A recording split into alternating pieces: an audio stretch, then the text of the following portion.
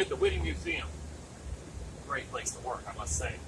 And we're replacing some of the historic doors on the Ruiz House. You know, doors don't come all mortised out for hinges, so we've got to match them up to the old doors and then chisel out the hinge mortices. And I've got everything lined up here. I took my big framing square and marked the the hinge cutouts. And now I've got a couple of really nice sharp chisels that I'm going to start working on. And maybe I'll show you all an old technique I found while working on an old door. You know, as you take things apart, you kind of get in the head of the guy who put them together. And so what we're going to do is we're going to cut the border of the hinge first. Using a really sharp, brand new chisel. It's nice to have. And so as I'm cutting into the side of the door, the chisel is wedge shaped, so it tends to jump over a little bit. So I might put my chisel just inside of the line, and as it digs into the wood, it wedges itself over just a little bit. So you got to adjust for that slightly.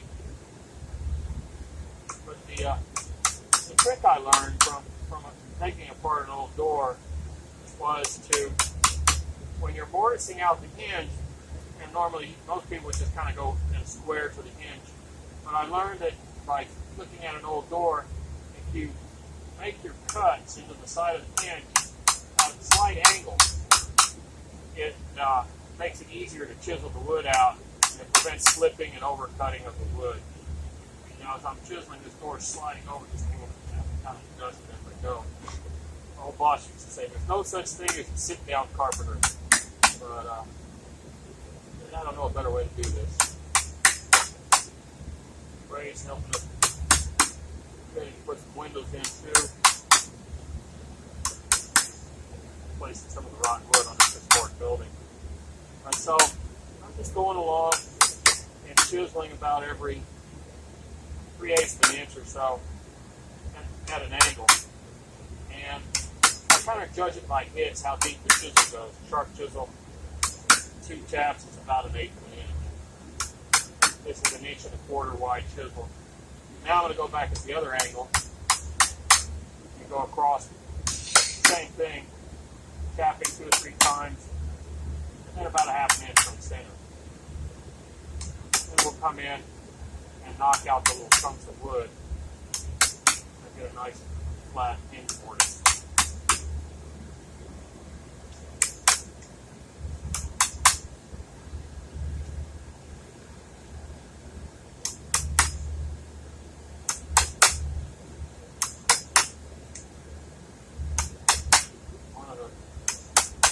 Relaxing things in carpentry is mortise and hinge. You can do it with a router, but there's more room for error with a router as far as I'm concerned. I like to take my time with a sharp chisel. See the chunks of wood just fall out like flakes.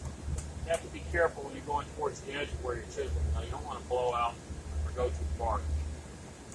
It's easy to do and slip and knock out more wood than you intended.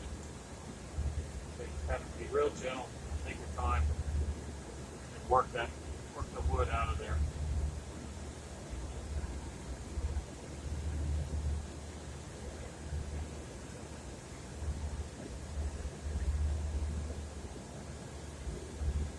And being real careful when you get to that last little piece. Slowly chip it out of there, so that you don't take a big old chunk out of the door you don't want to. Because there's no putting it back. Fix it.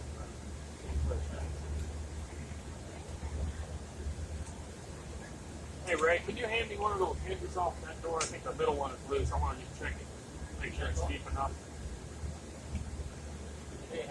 No, the hinge on the door right there, that middle one. Is it right there? Yep.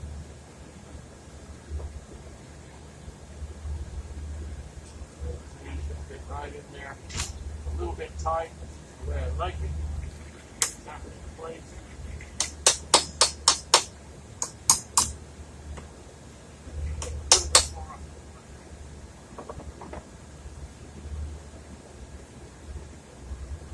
Tight, too loose.